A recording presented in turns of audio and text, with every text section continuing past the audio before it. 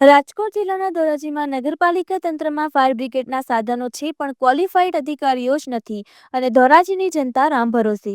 રાજકોટ જિલ્લાના ધોરાજીમાં લગભગ 70,000ની સંખ્યા હશે અને વિસ્તારો પણ વધતા જતા હોય છે અને નાના મોટા આગના બનાવો બનતા હશે અને તળાવ કે કેનાલ કે ડેમમાં પડવાના બનાવો કે પછી આત્મહત્યાના બનાવો બનતા હશે, પણ ધોરાજી નગરપાલિકામાં કોઈ ક્વોલિફાઈડ અધિકારીઓ કે કર્મચારીઓ જ ન હોવાથી ગોંડલ ફાયર કે જૂનાગઢ ફાયરની મદદ લેવી પડે છે. ત્યારે ધોરાજી નગરપાલિકામાં ઘણા સમયથી કોઈ ભરતી પ્રક્રિયા નથી કરવામાં આવી અને તેને લઈને ધોરાજી નગરપાલિકા ફાયર વિભાગમાં અનુભવી કે ક્વોલિફાઈડ અધિકારીઓ કે કર્મચારીઓ ન હોવાથી ફાયર વિભાગ ખાડે ગયું હોય તેવું લાગી રહ્યું છે. ફાયર વિભાગમાં સાધનો છે, પણ સાધનો ચલાવવા માટે કે આગ કે કોઈ ઘટના બને ત્યારે ક્વોલિફાઈડ કર્મચારીઓ ન હોવાથી લોકોને ભારે મુશ્કેલીઓ વેઠવાનો વારો આવે છે. રેસ્ક્યુ માટે જૂનાગઢ કે પછી ગોંડલ ફાયર બ્રિગેડને બોલાવવી પડે છે, ત્યારે સમય પણ જતો રહ્યો હોય છે, જાનમાલનું નુકસાન થાય છે. ત્યારે ધોરાજી નગરપાલિકા ફાયર વિભાગમાં ક્વોલિફાઈડ કર્મચારીઓ રાખવામાં આવે તેવી માંગ ઉઠી છે.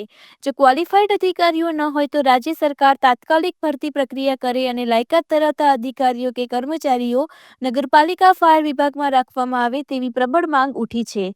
રિપોર્ટર ફિરોજ જુનેજા, ધોરાજી. મારું નામ દિનેશભાઈ ઓરા, એડવોકેટ, ધોરાજી.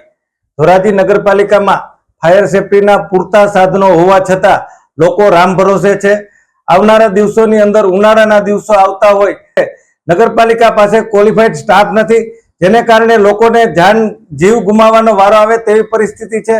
હાલમાં જોઈએ તો ઉનાળાની અંદર ખેડૂતો દ્વારા પોતાના ખેતરોમાં ઘઉંવાળા જેવું જે સળગાવવામાં આવે છે, ત્યારે અનેક જગ્યાએ આગ લાગવાના બનાવો બને છે. તેમાં પણ કોઈ મોટી જાનહાનિ સર્જાઈ શકે તેવી પરિસ્થિતિ છે. અમારી માંગણી છે કે તાત્કાલિક જે ફાયર સેફટીના જે ક્વોલિફાઈડ માણસો હોય છે, ક્વોલિફાઈડ માણસોની નિમણૂક કરવામાં આવે અને લોકોનું રક્ષણ કરવા માટેની જવાબદારી